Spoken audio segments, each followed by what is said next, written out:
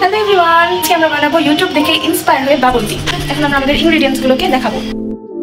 So ফার্স্টে এখন দেখাচ্ছি আমাদের সার্ভিং গ্লাসটা, অ্যান্ড এখন আমরা এখানে যে কোকো পাউডারটা ইউজ করব সেটা হচ্ছে ফ্রম ক্যাডবেরি, অ্যান্ড আমাদের দরকার এরকম স্ট্র।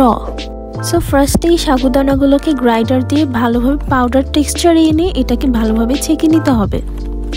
তারপরে আমরা এখানে পরিমাণ মতো আইসিং সুগার ব্যবহার করব। এখন এখানে আমরা আমাদের ক্যাডবেরি কোকো পাউডারটা অ্যাড করে নিব। তারপর আমরা এখানে একটা নেসক্যাফে অ্যাড করে দিব।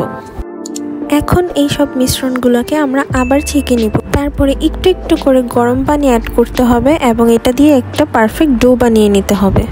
ডোটাকে লম্বা করে কেটে বোবা পার্লের শেপে আনতে হবে। তারপরে আমরা একটা প্যানের মধ্যে গরম পানি করে নিব এবং পানিটা কিছুটা গরম হয়ে আসলে এখানে বোবা পার্লগুলোকে সিদ্ধ হওয়ার জন্য রেখে দিব।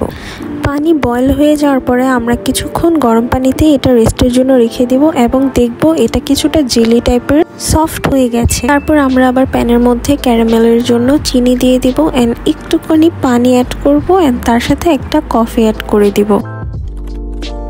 মিল্কশেক তৈরির জন্য আমরা লিকুইড মিল্ক এবং তার সাথে চকলেট আইসক্রিম ইউজ করব। তারপর দিয়ে দিচ্ছি পরিমাণ মতো আইসিং সুগার। এখন ভালোভাবে ব্লেন্ড করে নিচ্ছি। তারপর সার্ভিং কাপে আমরা ক্যারামেল মাখানো বোবা পার্লগুলোকে সেট করে নিব অ্যান্ড তারপরে ঢেলে দিব আমাদের মিল্কশেকগুলোকে। কাপের ক্যাপগুলোকে বসিয়ে তারপর আমরা স্ট্র দিয়ে সার্ভ করে ফেলবো আমাদের ইয়ামি বোবা পার্ল মিল্কশেক, যেটা খেতে অনেক ইয়ামি অ্যান্ড অসাধারণ একটা টেস্ট ছিল অ্যান্ড বোবা পার্লগুলো অনেক জুসি ছিল। এই তো আজকের ভিডিও এখানেই শেষ করছি। দেখা হবে অন্য কোনো দিন অন্য কোনো ব্লগে। সবাই ভালো থাকবেন, সুস্থ থাকবেন। আল্লাহ হাফেজ।